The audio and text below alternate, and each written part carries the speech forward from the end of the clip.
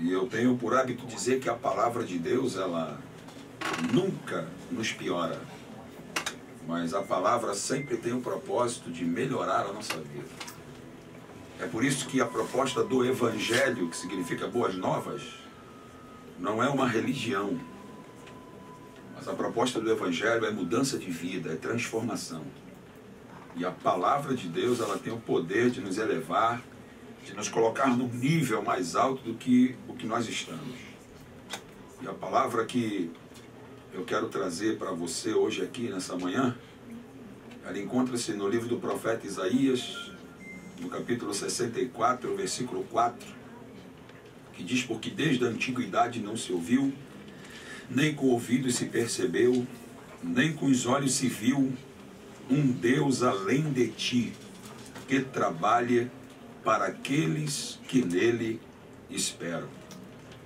O profeta Isaías, ele faz uma afirmação, e a gente sabe que toda afirmação, para ser feita, ela precisa ter base em provas e convicções.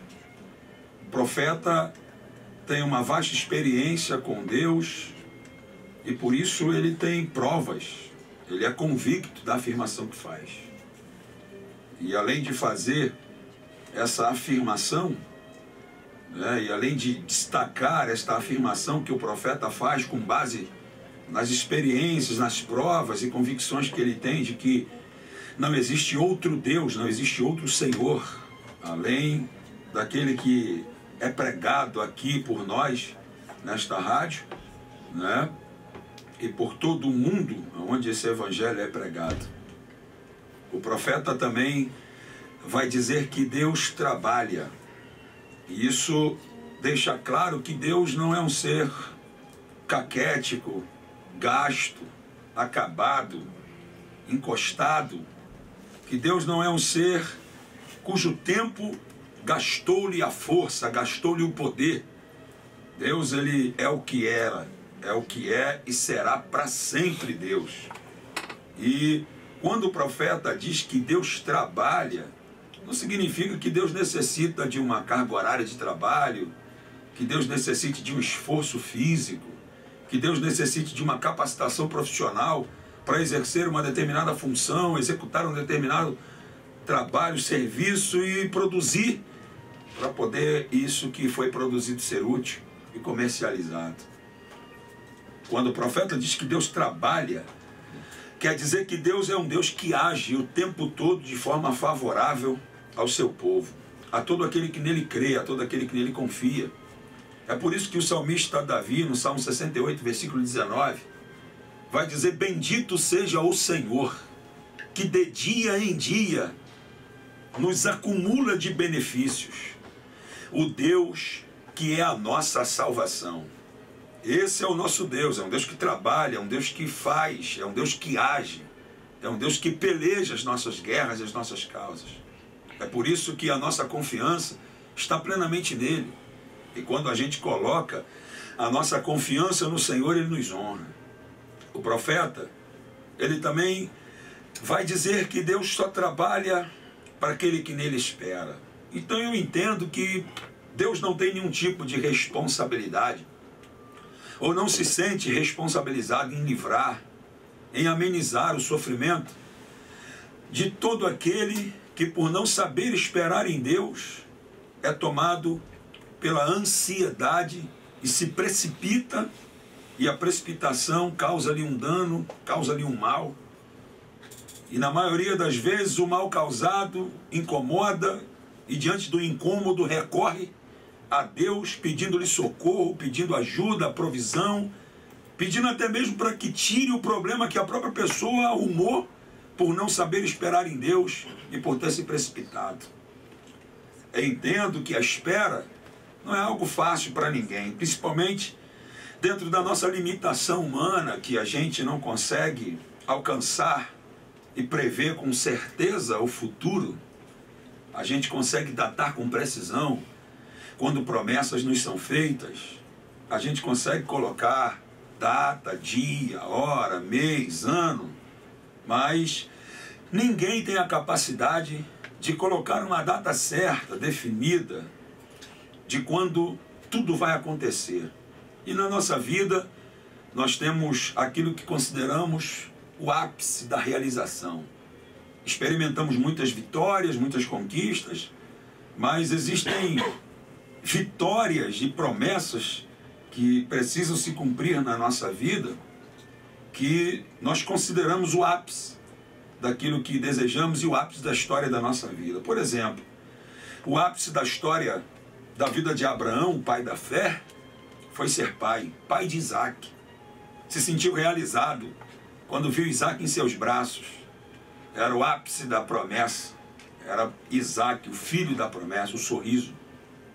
Quando a gente olha para José, vamos encontrar José alcançando o ápice da história da sua vida quando recebe a oportunidade, tendo dado a interpretação do sonho confuso de Faraó, tornando-se governador do Egito. Cargo esse criado num instante, na hora, apenas para que José ocupasse uma posição importante no Egito abaixo do rei. Pois no Egito só havia um rei, só havia um líder, só havia um governante. Não existia o cargo de governador, de vice-rei. E José ocupa esse cargo porque o rei entendia que a sua capacidade exigia uma posição abaixo dele. E Davi, o ápice de sua história, foi tornar-se rei de todo Israel.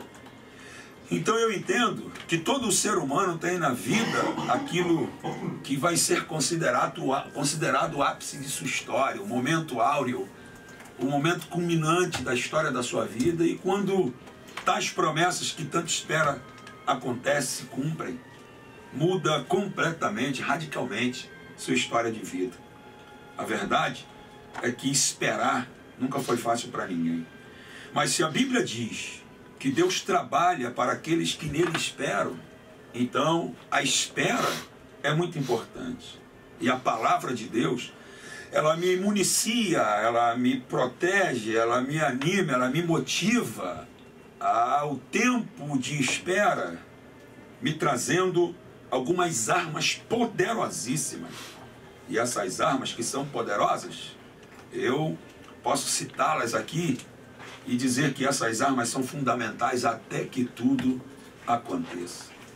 Até que tudo aconteça, você ouvinte, você irmão, está ao alcance aí dessa palavra, desse veículo de comunicação.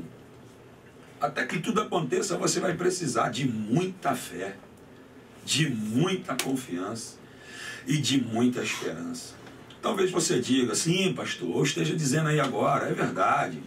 Eu preciso de muita fé, confiança e esperança, mas isso eu ouço todos os dias.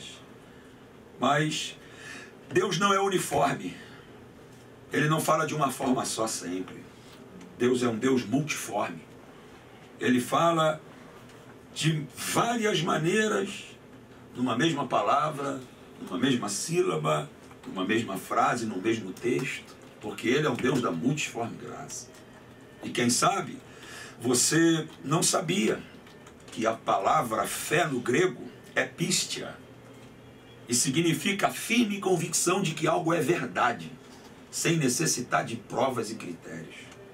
É literalmente o que o escritor aos Hebreus escreve no capítulo 11, e versículo 1, a fé é o firme fundamento das coisas que se esperam e a convicção plena das que não se podem ver.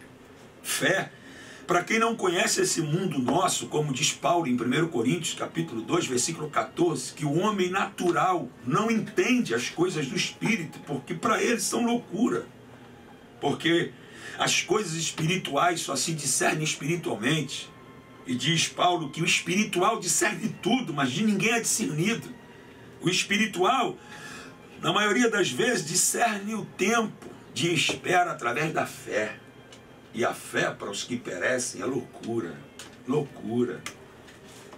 Mas nós precisamos da fé para acreditar o tempo todo naquilo que não vemos, mas sabemos que vai chegar, mas sabemos que vai vir, mas sabemos que está a caminho. Eu não vejo, mas a minha fé diz, está chegando.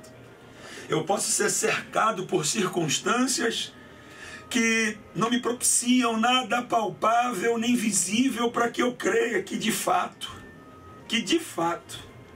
vai chegar, vai acontecer, vai vir. Mas a minha fé é tudo que eu preciso para continuar acreditando que vai chegar. E eu preciso dar ênfase aqui que a fé, ela não pode ser acrescentada por Deus. Que isso, pastor? Não é Deus que me acrescenta a fé? Eu vejo Jesus em Lucas, capítulo 17, versículo 1 e 2 e 3, quando diz aos discípulos acerca do perdão. E ele vai dizer: se o seu irmão pecar contra ti 7 vezes no dia, e se arrepender nas 7 vezes e vier lhe pedir perdão, perdoa-lhe. E aí um dos discípulos, sempre aquele que tomava a frente para ter uma resposta ante as dúvidas que pairavam pelas palavras que Jesus dizia, Pedro vai dizer: Jesus, aumenta-nos a fé. E Jesus vai virar-se para Pedro e dizer: se tiveres fé. Se estivesse na responsabilidade de Jesus aumentar a fé naquele momento dos discípulos, Jesus diria: quanto de fé você quer? O que de fé você quer? Qual é a medida de fé que você precisa? Mas não, Jesus os fez entender que a responsabilidade para ter a fé acrescida dentro de si não era de Jesus, mas sim de cada um deles, e é de cada um de nós. O importante é você amanhã crer, ter uma fé maior do que a que você tem hoje. E você é que precisa fazer crescer esta fé em ti. E a Bíblia vai dizer na conclusão da palavra: se tiveres fé como o grão de mostarda. É comparativo. Porque o grão da mostarda é a menor das sementes, mas quando plantado, é o próprio Jesus que diz, cresce, torna-se a maior das hortaliças. Ou seja, eu entendo que Deus dá a todo ser humano a capacidade de crer. É o grão de mostarda. A capacidade de acreditar, a fé. E cada um direciona esta fé de acordo com as experiências que possui, com aquilo que crê. Nós temos a nossa fé acrescida a cada dia, porque cremos num Deus que nos surpreende o tempo todo. Porque cremos num Deus que é capaz de fazer coisas novas o tempo todo. Cremos num Deus que é capaz de trazer para nós aquilo que esperamos, aquilo que desejamos, aquilo que ansiamos.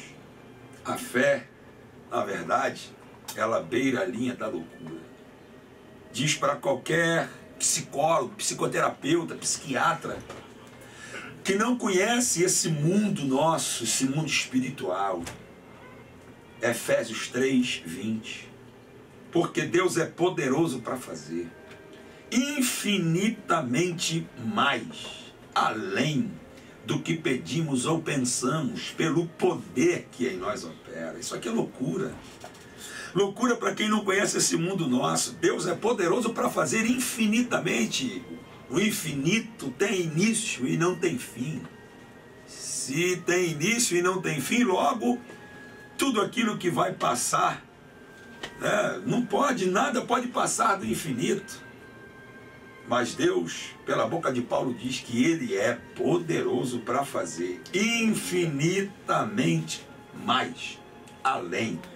Eu desafio qualquer engenheiro, qualquer físico, a pegar essa medida e tentar colocar um limite. Infinitamente mais, além. Ninguém pode colocar um limite onde isso pode levar alguém. Mas isso nos leva, pelo poder que em nós opera, que poder esse é o poder da fé. Então, saiba que o que você precisa é de fé. Confiança é aquilo que sustenta a fé, porque confiança no grego é upostasis. E significa aquilo que está debaixo de um fundamento para o sustentar. A fé é um fundamento, a fé é a base, a fé é o alicerce. E ninguém pode ter fé se não confiar. Confiar em quem? Confiar em Deus. E como é que se confia? Da noite para o dia? Confiança nunca nasce da noite para o dia. Existe uma apresentação. A apresentação faz com que ambos decidam seguir um relacionamento. no relacionamento, capacidade de ambas as pessoas que estão no relacionamento conhecer virtudes e defeitos. E eu só passo a confiar em alguém quando eu conheço virtudes e defeitos. Eu sei onde eu confio e onde eu não confio. E Deus não quebra esse princípio. Deus primeiro Ele quer que você o conheça. Ele quer que você saiba quem Ele é. Para que você saiba que a tua fé está firmada naquele que te garante. Garante os teus sonhos, garante os teus projetos, garante os teus ideais e garante aquilo que você acredita. Deus nunca falha, nunca erra. Deus sempre nos surpreende. E para finalizar, a esperança. E eu finalizo dizendo que a esperança não me capacita a ver o que desejo. Mas a esperança me faz acreditar que aquilo que eu desejo está pronto. Está pronto, meu irmão. Deus não tem que preparar nada para você. Está pronto. Está pronto, não tem que preparar nada. Antes de Deus formar Adão, Ele plantou um jardim dotado de tudo quanto fosse necessário para que Adão vivesse como ser biológico, sociológico, espiritual. Então saiba que muito antes de você vir à existência, ser formado, teus ossos serem entretecidos no ventre da tua mãe, Deus já tinha escrito uma história da tua vida dia a dia, quando nenhum deles ainda existia. Então Deus não tem que preparar nada para você, já está tudo pronto. Você só precisa ter a esperança para acreditar que isso vai sair do abstrato e vai vir para o mundo concreto, e você vai tomar posse e vai cantar o hino da vitória. Fique com esta palavra nesta manhã. Que Deus te abençoe de forma poderosa. Aleluia, glória a Deus. Meu querido, você que está ligadinho, receba essa palavra no dia de hoje. Tome posse dela, porque Deus está no controle.